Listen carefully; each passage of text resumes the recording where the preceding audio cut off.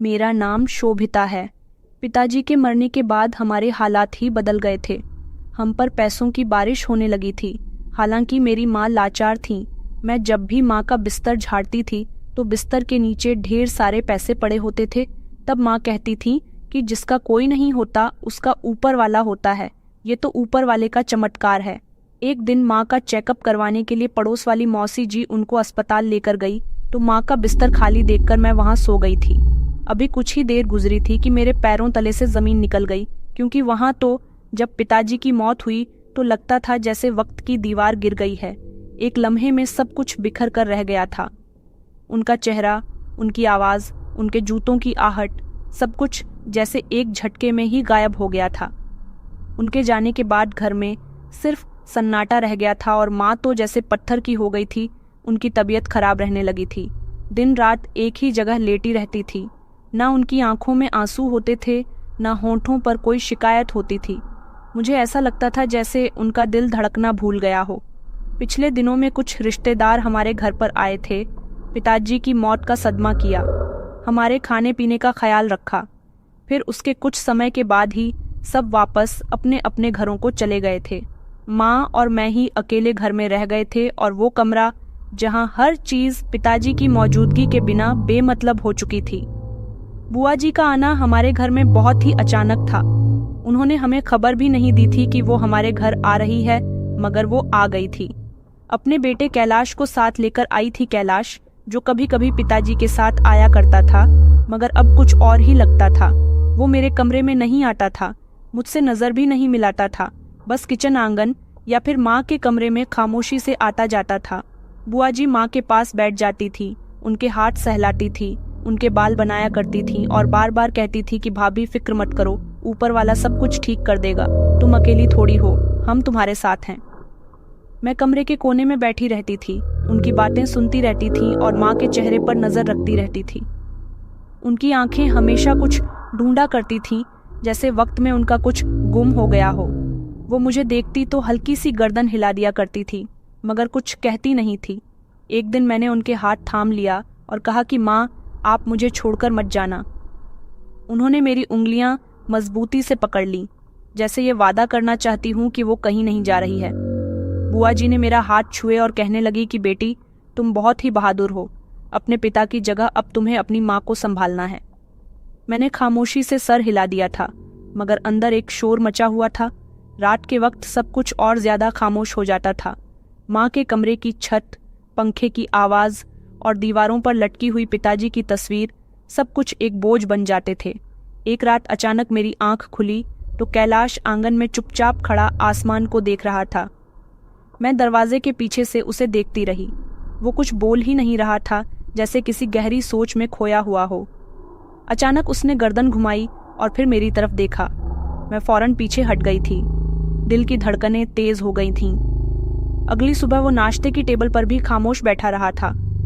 उसे ऐसा देखकर बुआ जी ने कहा कि बेटा कैलाश, तुम्हें यहाँ का माहौल समझने में अभी वक्त लगेगा। मैं जानती हूँ, मगर हम यहाँ अपने लोगों के साथ हैं। उसने कुछ नहीं कहा, बस गर्दन हिलाई। कुछ दिन गुजर गए थे। माँ ने थोड़ा थोड़ा बोलना शुरू कर दिया था, मगर उनकी आवाज धीमी हो गई थी। वो बार बार एक ही शब्द को दोहराया करती थी कि लिफाफा मत खोलना। मैं हैरान रहती थी कि आखिर वो किस लिफाफे की बात कर रही है। उनके बिस्तर के नीचे कुछ खास नहीं था। मैंने देखा था, मगर उनकी नजरें बार बार वहीं चली जाती थीं, जैसे वहां कुछ छुपा हुआ हो। अगले दिन स्कूल से वापस आने पर दरवाजा खोलते ही मुझे कुछ बदला बदला सा लग रहा था। माँ जाग रही थी और उनके तकिए के नीचे कोई चीज नजर आ रही थी। मैंने जल्दी से वो कपड़ा हटाया। एक कागज का टुकड़ा था, मुड़ा हुआ सा, मगर साफ था। जब मैंने माँ की तरफ देखा तो वो नजर चुरा गई थी। मैंने दबे हुए शब्दों में पूछा कि ये क्या है माँ? उन्होंने बहुत धीरे से कहा कि बस मत पूछो बेटी। मैंने कहा माँ, मैं बड़ी हो गई हूँ। उन्होंने कहा कि तुम बड़ी नहीं हुई हो, बस संभल गई हो। उन्होंने एक धीमी सी मुस्कुराहट दी जो पल भर में गायब हो गई थी। बुआ जी दोपहर में आईं। कुछ कागज उनके पास थे और कैलाश भी उनके पीछे खामोशी से आया। मैंने जल्दी से वो कागज दोबारा तकिए के नीचे रख दिए। माँ ने मेरा हाथ दबाकर जैसे चुप रहने का इशारा दिया हो। रात को जब सो गए थे मैंने तकिए के नीचे हाथ डालकर कागज को निकालना चाहा, मगर माँ जाग रही थी। उन्होंने धीरे से मेरे हाथ पर हाथ रखा और सर हिला दिया। कहने लगी कि नहीं, अभी नहीं, और फिर उन्होंने करवट ले ली थी। मैं सारी रात जागती रही थी। छत के पंखे की आवाज़, पिताजी की तस्वीर और माँ की खामोशी मुझे चैन नहीं लेने देती थी। सुबह हुई तो कैलाश घर के आंगन में पानी डाल रहा था। मैंने कहा, कब तक यहाँ रहोगे? वो ठिठक कर कहने लगा कि जब तक ज़रूरत हो। तुम्हें हमारे यहाँ रहने से ऐतराज़ है क्या? मैंने कुछ नहीं कहा, सिर्फ अपने कमरे में वापस आ गई थी। बुआ जी सुबह सवेरे जाग जाती थी, आटा गूंद लिया करती थी, चाय बना दिया करती थी, माँ को गर्म पानी से हाथ धुलवा देती थी। उनके हर हरकत में जैसे एक फ़र्ज़ था और वह फ़र्ज़ निभाने के लिए ही आई थी। मैं खामोशी से उनके पीछे पीछे रहती थी कि उनके चेहरे पर कोई थकन नहीं, बस एक लगातार व्यस्तपन था। उन्होंने एक दिन मुझसे कहा कि बेटी, दही खत्म हो गया, ज़रा बाजार से जाकर ले आओगी। मैंने कहा कि जी बुआ जी, मैं अभी दही लेकर आती हूँ। एक दोपहर माँ सो रही थी। मैंने उनके बिस्तर की चादर बदली। बिस्तर के एक कोने में हाथ पड़ा तो कोई चीज़ महसूस हुई। कपड़ा उठाया तो नीचे लिफाफा था, पुराना मगर भारी। खोला तो अंदर नोट भरे हुए थे। उसे देखकर तो मैं दंग रह गई थी और फौरन ही पीछे से माँ की आवाज़ आई, जो अब तक सो रही थी। वो घबरा गई थी। मैंने कहा कि माँ, ये पैसे कहाँ से आए? तो उन्होंने कहा कि नहीं बेटी, मत पूछो। उन्होंने हाथ जोड़ लिए और कहने लगी कि बेटी, इसे छोड़ दो। मैंने वो लिफाफा वापस रख दिया, मगर दिमाग में एक हलचल सी होने लगी थी कि ये पैसे कौन रखता है, कब रखता है और क्यों रखता है। क्या इस बारे में बुआ जी को पता है? क्या कैलाश भी कुछ जानता है? मैंने उस दिन चुप रहने का फैसला कर लिया था, मगर अगले ही कुछ लम्हों में यह राज मेरे वजूद को परेशान करने लगा था। 2 दिन बाद जब मैं किचन में बर्तन धो रही थी, कैलाश अंदर आया और मुझे नज़रअंदाज करके फ्रिज से पानी निकालने लगा। मैंने कहा कि तुम हर वक्त खामोश क्यों रहते हो? उसने कहा, क्योंकि कुछ बोलने का फ़ायदा नहीं। वो इतना कहकर चला गया था। रात को जब सब सो गए थे तो मैं दबे कदमों से माँ के कमरे में गई। वो जाग रही थी। मैंने माँ से पूछा कि माँ, यहाँ कोई आता है क्या? रात को उन्होंने अपनी नज़र फेर ली, मगर कोई जवाब नहीं दिया। मैंने कहा, माँ, आप मुझे क्यों नहीं कुछ बताती हो? मैं भी तो आपकी ही बेटी हूँ, भला अपनी बेटी से क्या कोई बात छुपाई जाती है? उन्होंने मेरे सर पर हाथ रखा और सिर्फ इतना कहा कि बेटी, सारे राज वक्त आने पर खुलेंगे, बस तुम थोड़ा सब्र करो। अगली सुबह बुआ जी माँ को दवाई दे रही थीं। मैंने कमरे में दाखिल होकर हैरान होकर पूछा, बुआ जी, आपको पता है कि ये लिफाफे कहाँ से आते हैं? मेरी बात पर वो एक लम्हे के लिए रुकी, पूरी तरह से रुकी। फिर कहने लगी कि बेटी, कुछ सवालों के जवाब ना ही लो तो ही बेहतर होता है। ये ऊपर वाले के पैसे होते हैं, हमें स्वीकार करने चाहिए। मैं तब भी खामोश हो गई थी। उस रात मैंने फैसला कर लिया था कि मैं सारी रात जागती रहूंगी। माँ के कमरे के पास जमीन पर चादर बिछाकर मैं लेट गई थी। रात धीरे धीरे गुजरती जा रही थी, मगर कोई भी आहट नहीं थी। बस छत से कुछ हल्की हल्की सी आवाजें आती रहीं, जैसे कोई चुपके चुपके चल रहा हो। जब सुबह हुई तो मैं थकी हारी आंखें रगड़ती हुई उठी तो देखा कि कैलाश आंगन में बैठा हुआ सिगरेट पी रहा था। मैं उसके पास गई और कहने लगी कि तुम रात कहाँ गए थे? उसने चौंक कर मेरी तरफ देखा। कहने लगा कि तुम्हें क्यों फिक्र हो रही है? उसके ये शब्द जैसे बहुत तेज धारदार थे, जैसे वो मेरे हर सवाल को ईगो पर ले लेता हो। 2 दिन के बाद माँ को हल्का बुखार हो गया था। बुआ जी ने उनकी खास सेवा की। सारा दिन वो उनके पास रही थीं। शाम को जब मैं सफाई कर रही थी तो एक और लिफाफा मुझे मिला, उसी जगह पर माँ के बिस्तर के नीचे। मैंने तेजी से उसे उठाकर अलमारी के पीछे छुपा दिया था। माँ ने मुझे देखा, कुछ कहना चाहा, मगर उनके होंठ कांपने लगे थे। माँ की तरफ देखकर मैंने कहा कि नहीं माँ, अब मैं खामोश नहीं रहूंगी। मैंने वो लिफाफा रात को खोलकर देखा था तो उसमें पैसे थे। मैंने नोट गिनने शुरू किए तो उसमें पूरे 50,000 रुपये थे और साथ ही एक पर्ची भी थी, जिस पर लिखा हुआ था कि बस इतना ही पॉसिबल है। फिलहाल ये किसी का लेटर था, कौन था जो पैसे दे रहा था, और ये फिलहाल का क्या मतलब रखता था? मैं ये सब कुछ बुआ जी से पूछना चाहती थी, लेकिन मैंने खुद पर कंट्रोल किए रखा। अगले दिन जब कैलाश माँ के कमरे से बाहर निकला तो उसके हाथ में कोई चीज़ थी। वो जल्दी से आंगन के कोने की तरफ चला गया और वहाँ गड्ढा करके कोई चीज़ उसमें दबाने लगा। मैंने ये सब कुछ साफ तौर पर देखा था। जैसे ही वो अंदर आया, मैं इस कोने की तरफ गई और ज़मीन को खोदने लगी। तभी वहाँ से एक प्लास्टिक की थैली निकली जिसमें एक और लिफाफा था, मगर यह खाली था। अब बात साफ होने लगी थी कि कोई तो आता है जो पैसे रखकर चला जाता है, और कैलाश ज़रूर कुछ न कुछ छुपा रहा था। माँ की खामोशी, बुआ जी की सावधानी और कैलाश का यह व्यवहार, सब कुछ किसी न किसी राज की तरफ इशारा कर रहा था। रात को मैंने माँ से आखिरी बार पूछा, क्या मैं किसी मुसीबत में हूँ? वो कहने लगी कि नहीं बेटी, तुम परेशानी में नहीं हो। बस उन्होंने मेरे माथे पर हाथ रखा और कहने लगी कि तुम सलामत रहना और सब कुछ बर्दाश्त करना जैसे मैंने किया है। उनकी आंखों में एक जंग थी जो शब्दों में नहीं बताई जा सकती थी, पर मैं एक नन्ही सी लड़की इस जंग के मैदान में बेखबर कदम रख चुकी थी। उस रात में टाइम से पहले बिस्तर पर लेट गई थी, लेकिन नींद मेरी आंखों से कोसों दूर थी। माँ के कमरे के बाहर रखी लकड़ी की पुरानी कुर्सी हल्की सी आवाज करती थी, चिड़चिड़ाहट जैसी, जैसे किसी का वजन बर्दाश्त कर रही हो। पंखा चल रहा था, मगर माहौल में एक अजीब सी घुटन फैल चुकी थी। मैं खामोशी से दरवाजे की तरफ देखती रही। दिल जैसे किसी अनदेखे खतरे को महसूस कर रहा था।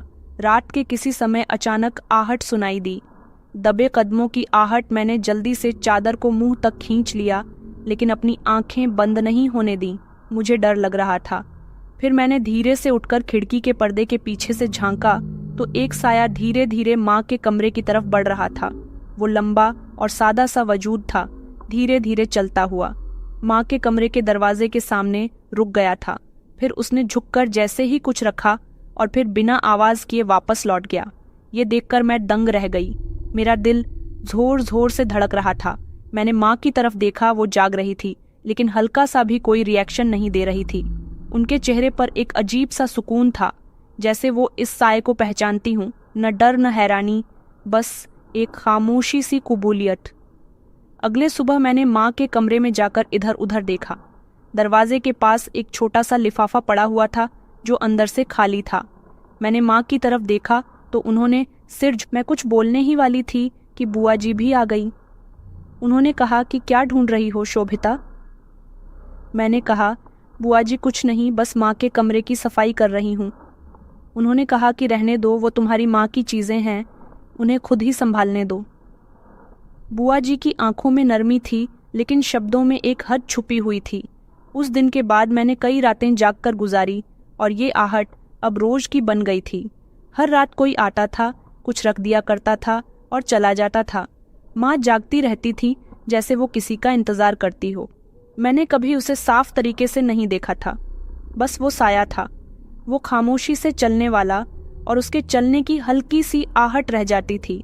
एक दिन मैंने बुआ जी से बात करने की ठान ली थी। मैंने कहा कि बुआ जी, रात को कोई आता है क्या? उन्होंने रोज की तरह इस बार भी सख्त शब्दों में कहा कि बेटी, हर चीज पर सवाल नहीं किया जाता, तुम बहुत ही सवाल करने लगी हो, कुछ बातें वक्त पर छोड़ दो।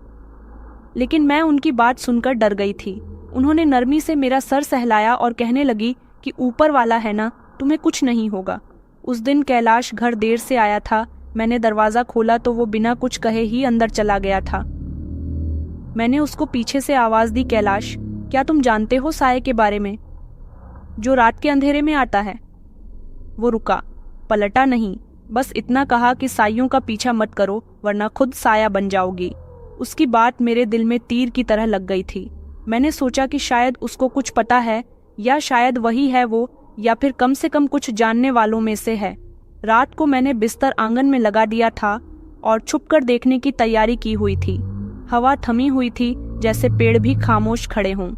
घड़ी की सुइयां आगे बढ़ रही थीं और मैं इंतजार कर रही थी। आखिरकार वही साया उभरा। मैं दबकर दीवार की आड़ में छुप गई थी। वो साया माँ के कमरे तक गया और रुककर कुछ रखा, फिर पलटने लगा। मैंने हिम्मत करके एक छोटा पत्थर उछाला। वो चौंक कर रुक गया और फिर तेजी से दौड़कर गेट से बाहर निकल गया। मैंने दौड़कर माँ के कमरे का दरवाजा खोल दिया। वो बिस्तर पर बैठी हुई थी, उनकी आंखें बंद थीं। उन्होंने हाथ जोड़े हुए थे, जैसे होंठ हिलाकर प्रार्थना कर रही हूँ। मैंने कहा, माँ, वो कौन है? उन्होंने आंखें खोलीं और एक ठंडी सांस ली।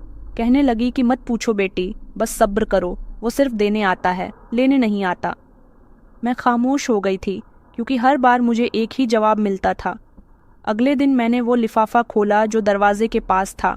इस बार इसमें पैसे नहीं थे बल्कि एक तस्वीर थी। इसमें मेरी माँ और अजनबी मर्द खड़े हुए थे। मेरे लिए ये आदमी अनजान था, मगर मेरी माँ के चेहरे पर मुस्कुराहट साफ नजर आ रही थी। मैं माँ के पास गई। मैंने कहा कि माँ, ये कौन है?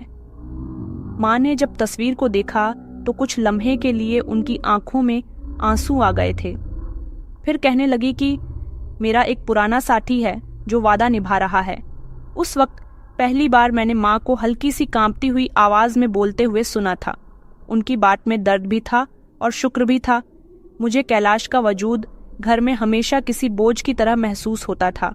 वो रोजाना मेरे आस पास होता था, मगर बातचीत सिर्फ नाम के लिए करता था।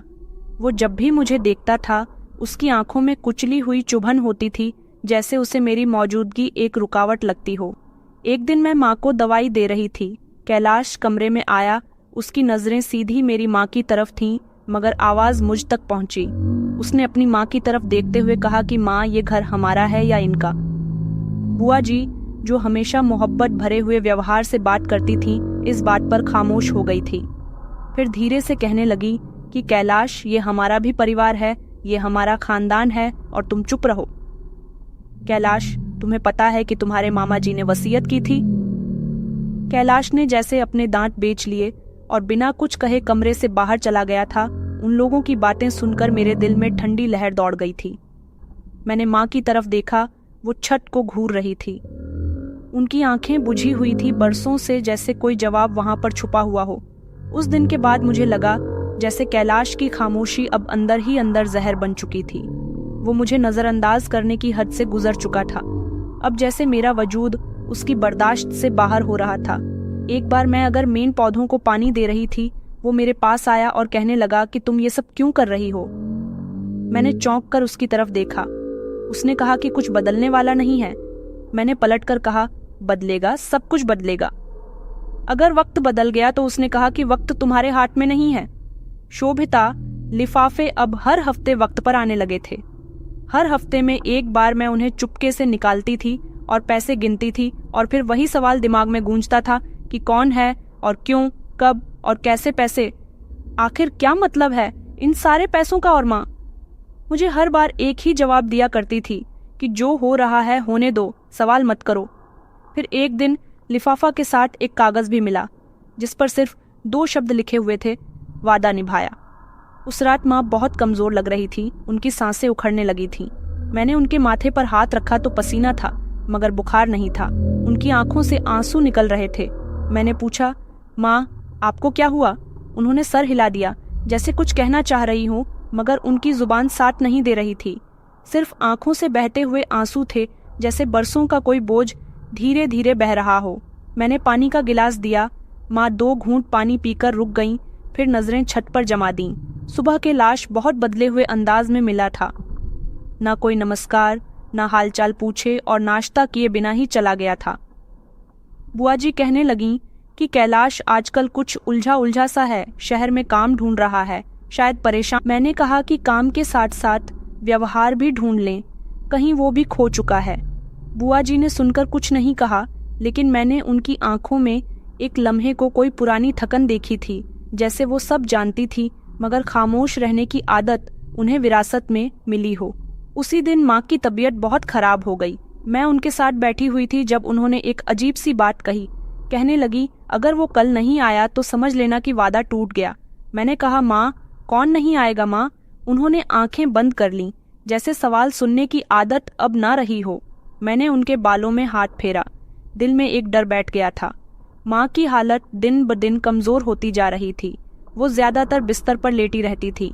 अगर कुछ कहना भी चाहती तो जुबान जैसे साथ छोड़ चुकी थी। वो हाथ के इशारे से कुछ समझाने की कोशिश करती थीं।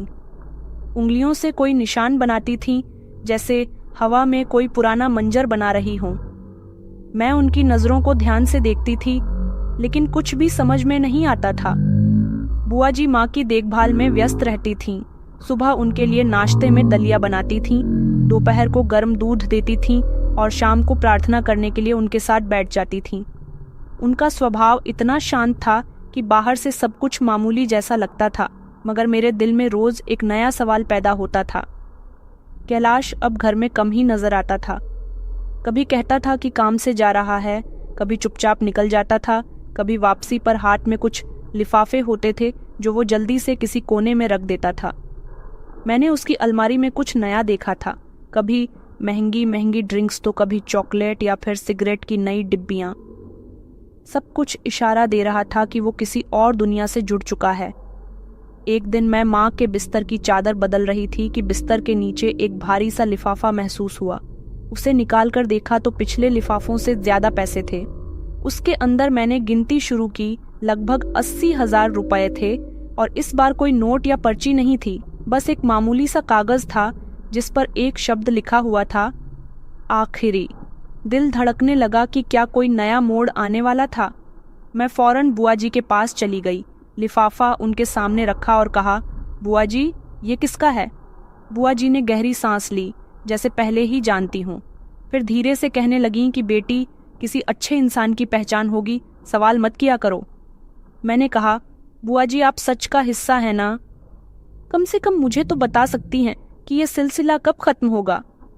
उन्होंने मेरे सर पर हाथ रखा और आंखें बंद कर लीं, जैसे कुछ छुपाने की आदत उनके अंदर आ चुकी हो। उस रात माँ बहुत बेचैन थी। वो बार बार बिस्तर पर करवटें बदलती रहीं, हाथों से कुछ इशारे करती रहीं। मैंने करीब जाकर पूछा कि माँ क्या चाहिए? उन्होंने उंगली से बाईं तरफ इशारा किया, जैसे दराज या संदूक की तरफ। मैंने दराज खोली। कुछ दवाइयाँ, पुराने कागज और एक लकड़ी का छोटा सा डिब्बा था। मैंने वो निकाला। माँ ने सर हिलाया, कहने लगीं कि खोलो, और वो जैसे आंखों से रिक्वेस्ट कर रही थीं कि इसे खोल कर देखो। मैंने डिब्बा खोला तो उसके अंदर एक पुरानी अंगूठी थी। किसी जेंट्स की अंगूठी लग रही थी, सिंपल सी अंगूठी थी, और एक कागज पर लिखा हुआ था, अगर कुछ हो जाए तो इसे वापस दे देना। माँ को देखा, उनकी आंखों में आंसू थे। मैंने कहा कि माँ किसको देना है? वो कुछ कहने लगीं, मगर सिर्फ होंठ हिल रहे थे, आवाज नहीं निकल सकी। अगले दिन जब कैलाश आया, मैंने उसके चेहरे को ध्यान से देखा। वो बहुत ही उलझा हुआ था और शायद गुस्से में भी था। मैंने पूछा कि आजकल कहाँ होते हो? उसने तेज शब्दों में जवाब दिया कि जहाँ होना चाहिए, तुम्हें हर बात जानने की जरूरत नहीं है। शोभिता, मैंने कहा, मुझे इस घर की हर बात जानने का हक है। उसने चिल्लाकर कहा कि तुम्हें कौन सा हक मिला है? मैं उसका अंदाज बर्दाश्त नहीं कर सकी और वहां से हट गई, मगर दिल में कैलाश के शब्द तीर बनकर चुभ चुके थे। उस शाम मैंने बुआ जी को आंगन में बैठे हुए देखा। उनके चेहरे पर थकन थी। मैंने पूछा कि बुआ जी, आप सच में कुछ नहीं जानती? ये सब जानकर भी कुछ छुपा रही हो? उन्होंने मेरी तरफ देखा, फिर नजरें चुरा लीं। कहने लगीं कि कभी कभी कुछ बोझ शब्दों से नहीं, वक्त से उतरते हैं। रात को मैं माँ के पास सोई थी। आधी रात को मेरी आंख खुली तो माँ बैठने की कोशिश कर रही थी। मैंने उनको सहारा दिया। उन्होंने कमजोर उंगली से दरवाजे की तरफ इशारा किया। मैंने कहा, माँ क्या कोई आएगा? उनकी आंखों में उम्मीद थी और वही पुरानी नमी। मैंने दरवाजा खोला। बाहर सन्नाटा था, कोई भी नहीं था, सिर्फ हवा चल रही थी। अगली सुबह माँ बेहोश थी। मैंने डॉक्टरों को बुलाया हुआ था। बुआ जी ने उनके करीब बैठकर उनके हाथ सहलाने शुरू कर दिए। कैलाश को फोन किया। वो एक शब्द बोले बिना आया और दरवाजे के पास खड़ा रहा और फिर वापस चला गया। डॉक्टर ने कहा कि इन्हें दिमागी सदमा है और इनका शरीर साथ नहीं दे रहा। जो कहना चाहती हैं शायद दिल में दबा रही हैं। मैंने कहा। दिल में एक ही शब्द मेरे कानों में गूंजता रहा। माँ ने कभी कहा था कि वादा टूटा तो सब टूटेगा, और अब लगता था कि वो लम्हा बहुत करीब आ चुका है। मैं काफी दिनों से जाग रही थी, लेकिन उस रात कुछ और ही था। आंखों में नींद थी, मगर दिल में बेचैनी थी। कमरे की खिड़की से बाहर झांक पड़ी तो कैलाश आंगन में बैठा हुआ था। उसके सामने एक अजनबी आदमी था जिसकी पीठ मेरी तरफ थी। दोनों धीरे धीरे बातें कर रहे थे। कैलाश के हाथ में वही पुराना पीले रंग का लिफाफा था जो कई बार माँ के बिस्तर से मिल चुका था। मेरी सांसें रुक गई थीं। मैंने झुककर उनकी बातें सुनने की कोशिश की थी, मगर आवाज बहुत धीमी थी। अजनबी आदमी ने लिफाफे को लिया और आंगन की दीवार कूदकर चला गया। कैलाश कुछ लम्हे वहीं खड़ा रहा, फिर सिर उठाकर आसमान को देखा जैसे कुछ तय कर चुका हो, फिर अंदर। मैंने सारी रात माँ के बिस्तर के पास बैठकर गुजार दी थी। उनकी सांसें बहुत धीमी थीं, जैसे कोई चिराग बुझने के करीब हो। आंखें बंद थीं, चेहरा पीला हो चुका था और होंठ सूख गए थे। मैंने कई बार उनका हाथ दबाया था, मगर उनके शरीर में अब वो हरकत बाकी नहीं रही थी। सुबह बुआ जी मेरे पास कमरे में आईं। उनके चेहरे पर सीरियसनेस थी। उन्होंने कहा कि बेटी, हमें तुम्हारी माँ को अस्पताल ले जाना होगा। मैंने कहा मैं भी चलूंगी। उन्होंने कहा कि नहीं बेटी, तुम घर पर रहो, वहाँ पर बहुत भीड़ हो जाएगी, हम संभाल लेंगे। मैंने इनकार में सर हिला दिया। मैं अपनी माँ को इस हाल में अकेला नहीं छोड़ सकती। इस समय कैलाश भी अंदर आया। उसने मेरी तरफ सख्त नज़रों से देखा और कहने लगा, तुम वहाँ क्या करोगी, सिर्फ रुकावट बनोगी। यहाँ घर में आराम करो, हम सब संभाल लेंगे। मैंने माँ की तरफ देखा। वो कुछ कहना चाह रही थी, मगर जुबान साथ नहीं दे रही थी। उनकी आंखों में आंसू थे, जैसे वो भी खुद मुझसे कुछ कहना चाह रही हूँ। मैं उनके करीब गई। कान उनके होठों के पास करती ही थी, मगर उनकी सांसों की आवाज़ महसूस हुई थी। बुआ जी ने माँ को चादर उड़ा दी थी। कैलाश ने आगे बढ़कर उन्हें सहारा दिया। एक रिक्शा गेट पर खड़ा था, जिसमें वो दोनों माँ को ले गए थे। मैं दरवाजे के पास खड़ी थी और बस उनको जाते हुए देखती रही। दरवाज़ा बंद हुआ और घर में खामोशी छा गई थी, जैसे दीवारें भी अफसोस करने लगी हों। दोपहर तक भी दरवाजे के करीब बैठी रही, मगर कोई खबर नहीं आई। मैंने कई बार फ़ोन करने की कोशिश की, मगर कैलाश का नंबर नहीं मिला। बुआ जी का नंबर भी नहीं लग रहा था। उन्होंने फ़ोन नहीं उठाया। कुछ तो गलत था। मेरा दिल धड़क रहा था। मैंने माँ के कमरे में जाकर हर कोने को देखा। बिस्तर की चादर अभी तक उनकी खुशबू से महक रही थी। तकिए के नीचे हाथ डाला तो वहाँ पर एक और लिफाफा था। ये नया लिफाफा था और इसमें सिर्फ एक कागज़ था, जिस पर लिखा हुआ था कि अब वक्त करीब है, जो वादा था वो तोड़ दिया गया। ये शब्द मेरे दिल पर एक वार थे। वादा तोड़ने वाला कौन था? कैलाश, बुआ जी या फिर अजनबी इंसान? मैंने घर का हर कमरा छान मारा था। कैलाश के कमरे में दाखिल हुई तो हैरानी को एक जोरदार झटका लगा। उसकी अलमारी में कई और लिफाफे रखे हुए थे, जिन पर अलग अलग तारीख लिखी हुई थी। कुछ पर लिखा हुआ था पहुंचाया गया, कुछ पर वापस मिला हुआ लिखा था, और एक पर तो लिखा हुआ था आखिरी काम। मैंने एक लिफाफा खोला। पैसों के साथ एक रसीद थी, किसी दवाई की कंपनी की। दूसरे लिफाफे में किसी डॉक्टर का पर्चा था, जिस पर माँ का नाम लिखा हुआ था। मुझे लगा जैसे माँ का इलाज किसी और तरीके से हो रहा था और हम सब अंधेरे में थे। उसी लम्हे फ़ोन बजा। बुआ जी का फ़ोन था। उन्होंने कहा कि तुम्हारी माँ को आईसीयू में शिफ्ट कर दिया है। डॉक्टर ने कहा है कि हालात सीरियस हैं, तुम प्रार्थना करो। मैंने कहा कि मैं आना चाहती हूँ वहाँ। उन्होंने कहा कि अभी मत आओ, डॉक्टर ने ज़्यादा लोगों को आने से मना किया है। उनकी आवाज़ में घबराहट थी, यह शायद बेचैनी थी। मैं समझ नहीं पाई थी। सिर्फ इतना कहा कि मुझे माँ से एक बार बात करनी है। उन्होंने कहा कि अभी मुमकिन नहीं है, वो होश में नहीं है। उसके बाद फ़ोन बंद हो गया और मैं वापस इसी अधूरे उदास घर में अकेली रह गई। दिल में एक बात गूंज रही थी, जैसे सब कुछ पहले से ही तय हो। उस रात मैंने फैसला किया कि किसी के यहाँ आने पर नज़र रखूंगी। आंगन में बैठ गई थी और दरवाजे पर नज़र गाड़ दी थी। आधी रात तक कुछ नहीं हुआ। फिर अचानक एक साया गेट के बाहर से झांक रहा था। मैंने तेजी से उठकर दरवाजे को खोला। बाहर कोई नहीं था। मैं सड़क पर गई। हर तरफ सन्नाटा था। जब वापस आई तो आंगन की कुर्सी पर एक लिफाफा रखा हुआ था। उस पर कुछ नहीं लिखा था, सिर्फ अंदर एक तस्वीर थी माँ की, और उस तस्वीर के पीछे लिखा हुआ था, अगर तुम जानना चाहती हो तो तैयार रहो, सच का साया बहुत लंबा होता है। मेरे हाथ कांपने लगे थे। उसी लम्हे मुझे पहली बार अंदाजा हुआ कि मैं सिर्फ अकेली नहीं बल्कि खतरे में भी हूँ। घर सच में खाली लगने लगा था। माँ की मौजूदगी सिर्फ एक मेंबर का ना होना नहीं थी। वो दीवारें, वो दरवाज़ा, किचन की खुशबू से यहाँ तक कि हवा में बहाव, ये भी सब विदा हो चुकी थी। मैंने उनके बिस्तर पर जाकर लेटने का फैसला कर लिया था। शायद उनकी खुशबू को सहारा दे आए। दिल को यकीन आ जाए कि वो वापस आ जाएंगी। अब भी उनके बालों की खुशबू आ रही थी। आंखें बंद की तो ऐसा लगा जैसे वो बराबर में लेटी हैं, जैसे अभी पलटकर कहेंगी कि उठ जाओ शोभिता, स्कूल नहीं जाना क्या। लेकिन कुछ नहीं हुआ। खामोशी ने हर सांस को दबा लिया था। नींद आंखों से दूर थी और दिमाग सवालों के दायरे में कैद था। अचानक बिस्तर के नीचे से कोई सख्त चीज़ महसूस हुई। मैंने हाथ नीचे डाला तो कुछ लकड़ी के जैसा लगा। धड़कन तेज हो गई थी। बिस्तर को सरकाया तो नीचे एक पुरानी लकड़ी की तख्ती नजर आई, जो शायद जमीन का हिस्सा लगती थी, मगर हल्की सी हिल रही थी। मैंने जल्द से एक पुराना छुरी जैसा हथियार लिया और सावधानी से सख्ती के साथ उसे खोलने लगी। तख्ती निकलते ही नीचे एक घड़ा सा जाहिर हुआ। अंधेरा था, लेकिन अंदर हाथ डाला और पहली चीज निकाली, एक पुराना लकड़ी का संदूक। मेरी उंगलियां संदूक के किनारे से लिपटी थीं, जैसे मैं उसे सिर्फ खोल नहीं रही थी, बल्कि बरसों से दबी हुई कोई हकीकत निकालने जा रही थी। जब ढक्कन हटाया तो सामने वही पुराना लकड़ी का संदूक था जो जंग से भरा हुआ था। अंदर सब कुछ ठीक से रखा गया था। करारे नोटों की गड्डियां, तस्वीरें, एक लिफाफा और कुछ पुराने डॉक्यूमेंट्स। लिफाफा खोलते ही माँ के हाथ से लिखा हुआ एक पेज नजर आया। उस पर लिखा हुआ था कि अगर तुम ये पढ़ रही हो तो मतलब है कि मुझे धोखे से ले जाया गया है। ये वही लोग हैं जिन पर तुमने भरोसा किया था। तुम्हारी बुआ सब जानती है और कैलाश उस साजिश का हिस्सा है। मैंने बहुत छुपाया, सिर्फ तुम्हें बचाने के लिए बेटी, लेकिन अब वक्त आ गया है कि तुम सच के सामने खड़ी हो जाओ। मैं दंग रह गई थी।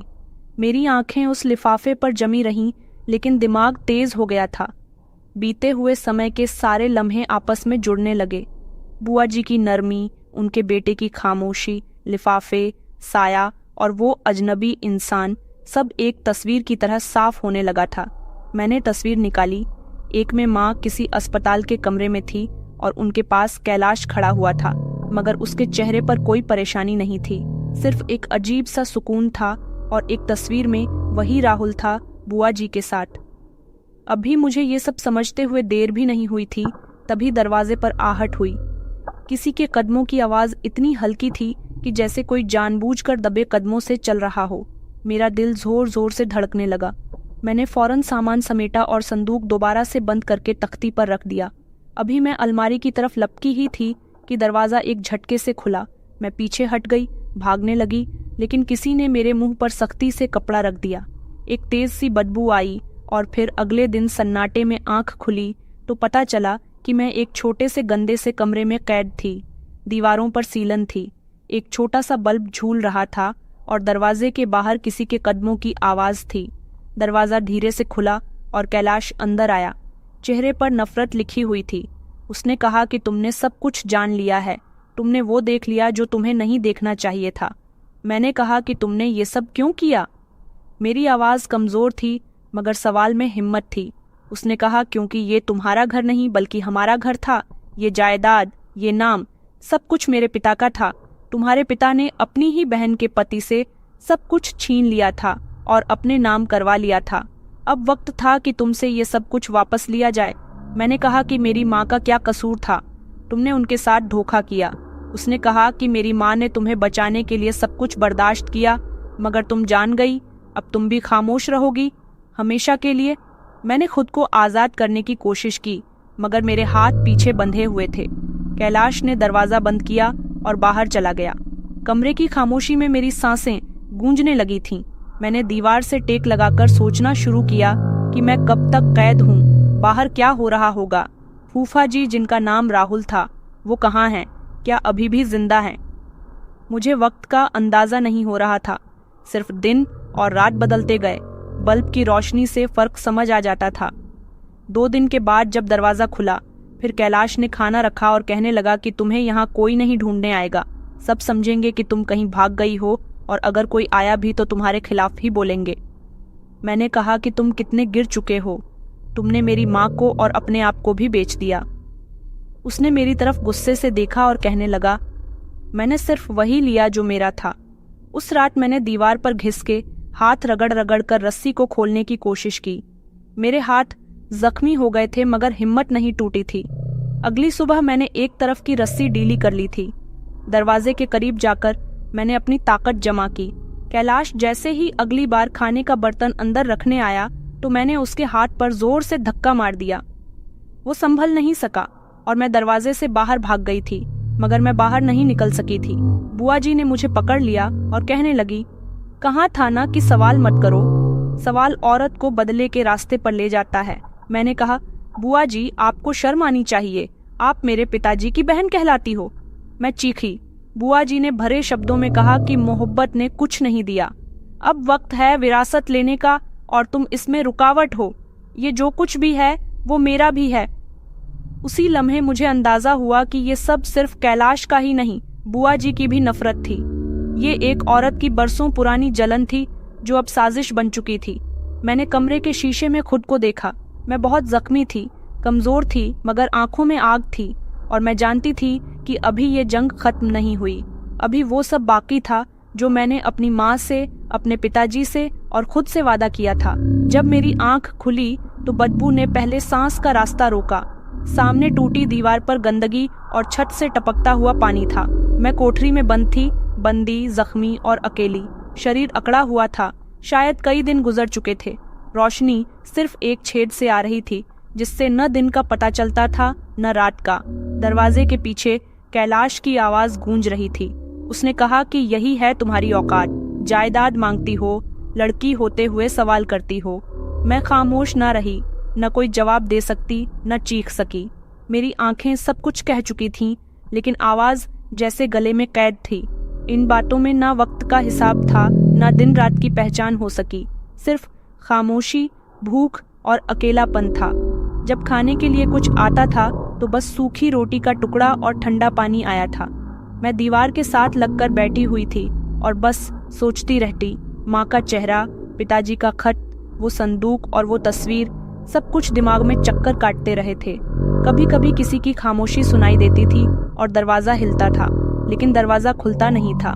एक रात दरवाजे के पास बैठकर मैंने सिर्फ इतना सोचा कि अगर जिंदा बच गई तो सब कुछ वापस लेकर रहूंगी। कुछ दिन के बाद कैलाश आया, दरवाजा खोला और सीधा मेरी आंखों में देखकर कहने लगा कि बस खत्म हो गया तुम्हारा खेल, अब कोई नहीं है तुम्हारे लिए। तुम्हारी माँ मर चुकी है और तुम्हारा नाम भी। तुम चाहो तो यहाँ से जा सकती हो। मैंने चौंकते हुए कहा, क्या? उसने कहा, यहाँ जाओ और वापस जाकर देखो कि कौन पहचानता है तुम्हें। कौन है जो तुम्हारे लिए दरवाजा खोलेगा? उसने मुझे एक फटी पुरानी चादर थमाई और दरवाजे के बाहर छोड़ दिया। मैंने उस चादर को अपने शरीर पर लपेट लिया था और लड़खड़ाते हुए कदमों से बाहर निकल गई थी। शरीर कमजोर और दिल खाली हो गया था। रास्ते भर मुझे लोग घूरते रहे थे, जैसे मैं किसी और दुनिया से संबंध रखती हूँ। गांव पहुंचकर मैं सीधा अपने घर की तरफ गई थी। दरवाजे पर दस्तक दी। बुआ जी बाहर आईं। मुझे देखकर एक लम्हे को ठिठक गई थीं। उनका ही सब कुछ किया धरा था। उन्होंने कहा, अब यहाँ क्या लेने आई हो? चली गई थी तो चली जाती ना। मैंने कहा, बुआ जी, मुझे अपनी माँ के पास जाना है। उन्होंने कहा, तेरी माँ मर चुकी है तेरी वजह से, और अब तू यहाँ की नहीं रही, जा चली जा। यहाँ से दरवाजा जोर से बंद हो गया था। मेरे घर पर अब बुआ जी और उनके बेटे का हक था। दरवाजा बंद हो गया था। मैं गली में खड़ी रह गई थी। आसपास की कुछ औरतें जो आपस में बातें कर रही थीं, कहने लगीं कि ये वही लड़की है ना जो भाग गई थी, क्या इज्जत रह गई है बेचारी की। ये बात सुनकर मेरा दिल धड़कने लगा था। जुबान बंद हो गई थी और अंदर एक तूफान था। मैं अपने गांव में अजनबी हो चुकी थी। वो लोग जिनके सामने मैं बचपन में खेलती थी, वही अब मुझसे नजरें चुरा रहे थे। मैं अंतिम समय में अपनी माँ से भी नहीं मिल सकी थी, इसलिए पुराने खंडहर में जाकर बैठ गई थी। रात ढलने लगी। आसमान पर बादल थे, हवा में नमी और मेरे अंदर एक खालीपन था। मैंने पहली बार बिना आवाज के रोना शुरू किया था। उसी लम्हे किसी की आहट हुई। वो ही अजनबी था जो पहले भी लिफाफा देकर गया था। मेरी आवाज कांप रही थी। मैंने कहा, तुम? उसने एक लिफाफा मेरी तरफ बढ़ाया। मैंने कहा, ये क्या है? उसने कहा, तुम्हारे पिता का आखिरी संदेश जो उन्होंने मेरे पास अमानत के तौर पर रखवाया था, तुम्हें उस समय देना था जब तुमसे सब कुछ छीन चुका हो। मैंने कांपते हुए हाथों से वो लिफाफा खोला था। उसके अंदर एक खत था, मेरे पिताजी का आखिरी खत। शोभिता बेटी, अगर तुम ये खत पढ़ रही हो तो जान लो तुमने सब कुछ खोकर हकीकत पाई है। तुम मेरी असली वारिस हो। जायदाद पर, इज्जत पर, सब पर तुम्हारा हक है। अगर तुम्हारी माँ ने तुमसे सच छुपाया तो वो सिर्फ तुम्हें बचाना चाहती थी। तुम्हारे फूफाजी राहुल और उनका बेटा कैलाश, उन्होंने हमारे परिवार को तोड़ने की कोशिश की थी, मगर अब तुम्हारे हक में है सब कुछ। वसीयत, जमीन के कागजात और सब कुछ, ये सब अजनबी के पास है जो कि मेरा साथी है। अब कदम बढ़ाओ और वापस ले लो जो तुम्हारा है। मैंने खत पढ़कर सीने से लगा लिया। आंखों से आंसू बह रहे थे, लेकिन अब इन आंसुओं में मेरी कमजोरी नहीं थी, सिर्फ एक कसम की सच्चाई थी। अब क्या करना है? मैंने इस अजनबी इंसान से पूछा। कल सुबह तुम मेरे साथ शहर चलोगे? उसने कहा, वकील सब कुछ देख लेगा। तुम्हारे पास अब सबूत है, वसीयत है और सबसे बढ़कर हिम्मत है। मैंने आसमान की तरफ देखा, जैसे माँ को सुनना चाहती थी। माँ, आपकी सब्र की खामोशी अब मेरी जंग की आवाज बनने जा रही है। और उसी लम्हे मुझे लगा कि शायद रात पहली बार मेरी थी। आकाश अंकल के साथ मैं शहर पहुंची थी, जहां उन्होंने मुझे एक पुराने ऑफिस के सामने रोक दिया था। दरवाजे पर एडवोकेट विकास गुप्ता, प्रॉपर्टी और फीमेल राइट का बोर्ड लगा हुआ था। मेरे अंदर एक पुरानी आग दहक रही थी, जो पिताजी का खत पढ़कर जागी थी। हम अंदर दाखिल हुए तो ये खामोश हॉल हमारा स्वागत कर रहा था। सामने बैठी हुई लड़की ने कहा, बैठिए सर, अभी आ रहे हैं। कुछ लम्हों के बाद एक अधेड़ उम्र का आदमी बाहर आया। आकाश अंकल ने उनसे नमस्ते किया, हाथ मिलाया और फिर बताया कि यह शोभिता है, रंजीत जी की बेटी। वकील ने एकदम सीरियस शब्दों में कहा, रंजीत जी, आपका मतलब वही जिनकी मौत के बाद उनकी जायदाद का केस चल रहा है? उन्होंने कहा, जी जी, और आज वो अपनी असली वारिस के साथ है। मैंने खामोशी से वो लिफाफा आगे बढ़ाया। वकील ने एक एक कागज ध्यान से पढ़ा। वसीयतनामा, जमीन के कागजात, तस्वीरें और सबसे आखिर में वो लेटर जिसमें माँ के साथ किए गए जुल्म और कैलाश की साजिश की सफाई थी। वकील ने कहा, ये तो बहुत ही मजबूत केस है। अगर ये सब कुछ सच है तो हम उन्हें सीधा अदालत में बुला सकते हैं। मैंने पहली बार मजबूत शब्दों में कहा, मुझे सिर्फ अपनी जायदाद नहीं, अपनी माँ की इज्जत और उनका नाम, उनकी सच्चाई और सारी खामोश आंखों का हिसाब चाहिए जिन्होंने मुझे गांव में तमाशा बना दिया। वकील ने सर हिलाया और कहा, ये केस मैं लड़ूंगा और पूरे तरीके से। इसके बाद हम कचहरी पहुंचे, जहां सारे कागजात जमा कराए। आकाश अंकल ने भी गवाही दी कि वही लिफाफा वो हमारे घर पहुंचा रहे थे और ये सब मेरे पिताजी के कहने पर किया गया था। उन्होंने कहा, मैंने कभी कुछ नहीं पूछा था, सिर्फ इतना जाना था कि मैं जो कर रहा हूँ वो सब एक बेटी के लिए है जो कि हकदार है। मैंने आकाश अंकल की तरफ देखा, उनकी आंखों में वफा थी और शर्मिंदगी भी थी। मैंने कहा, अंकल, आपने मुझे बचाया, बस अब कभी मेरा साथ मत छोड़ना। अगले दिन अदालत की कार्यवाही की शुरुआत हुई थी। अदालत की तरफ से कैलाश और बुआ जी को नोटिस भेजे गए थे। वकील ने कहा, अदालत में हर काम कानून के दायरे में होगा, चाहे जितना भी समय लगे। मैंने गांव में न जाने का फैसला किया। शहर में एक सस्ते होटल में ठहर गई थी। सुबह मैं वकील जी के घर आ जाती थी और शाम में सारे डॉक्यूमेंट संभाल कर रखती थी। मेरा हर दिन एक जंग की तरह था, मगर मैं जान चुकी थी कि अब ये खामोशी नहीं चलेगी। एक हफ्ते के बाद अदालत में कार्यवाही शुरू हुई। कैलाश और बुआ जी दोनों ही पेश नहीं हुए थे। उनके वकील ने तारीख बढ़वाने की दरख्वास्त की थी, मगर जज ने कहा कि ये केस ज्यादा आगे नहीं बढ़ सकता। इन लोगों के पास सबूत मौजूद हैं। अगली तारीख पर इन लोगों का आना जरूरी है। अगली तारीख पर जाने से पहले मैं माँ की तस्वीर के आगे हाथ जोड़कर प्रार्थना करने लगी और उनसे कहा, माँ, आपकी खामोशी को दबाया नहीं, मैं लोगों को बेनकाब करने के लिए कमर कस चुकी हूँ। कुछ दिन के बाद बुआ जी और कैलाश अदालत में पेश हुए। कैलाश ने मेरी तरफ नहीं देखा था। बुआ जी की आंखों में वो प्यार भी नहीं था जो कभी झूठा ही सही मगर होता था। जज ने मुझसे कहा, अदालत को अपना बयान दीजिए। अदालत में खड़े होकर मैंने सबको सारी सच्चाई सुना दी थी, लिफाफे से लेकर कैद तक और खत से लेकर वसीयत तक। अदालत में पूरी तरह से खामोशी छा गई थी। सिर्फ मेरी आवाज और शब्द गूंज रहे थे जो कई सालों की खामोशी को तोड़ रहे थे। कैलाश ने एक लम्हे को कुछ बोलने की कोशिश की थी, मगर वकील ने उसे रोक दिया। बुआ जी ने अदालत में बयान दिया कि हमें नहीं पता था कि मेरे भैया ने वसीयत बदल दी थी। हमें लगा कि वो सब कुछ कैलाश के नाम पर कर चुके हैं, क्योंकि उनका कोई बेटा नहीं था और वो बचपन से ही मेरे बेटे को अपना बेटा कहते थे। लेकिन जब उनकी बेटी हुई तब से उन्होंने अपनी बेटी को ज्यादा प्यार करना शुरू कर दिया। वकील ने सवाल किया, क्या आपने शोभिता को इस जायदाद का हिस्सेदार माना था? बुआ जी खामोश रहीं। जज ने फैसला सुना दिया था कि ममता और कैलाश को जबरदस्ती शोभिता को किडनैप करने और धोखे से वसीयत छुपाने के जुर्म में जिम्मेदार ठहराती है और उनको कड़ी से कड़ी सजा देने का फैसला करती है। यहाँ तक कि वो लोग मेरी माँ की मौत के भी जिम्मेदार थे, उनको उसकी भी सजा दी गई थी। बुआ जी मेरे पास आई थीं। उन्होंने हाथ जोड़कर कहा था, बेटी हमें माफ़ कर दो, हमें बचा लो। मैंने कहा, अब आपको मैं नहीं बल्कि कानून सजा दे रहा है और जिसकी आप हकदार हैं। कैलाश की आंखों में तो अभी भी घमंड था जो कि हमेशा रहता था, लेकिन अब इन लोगों को जेल में जाकर चक्की पीसनी थी। मैं खुश थी कि मुझे इंसाफ मिल चुका था, मैं जीत चुकी थी। अदालत के फैसले के बाद मेरे दिल को एक अजीब सा सुकून मिला था। उन दोनों को हिरासत में ले लिया गया था।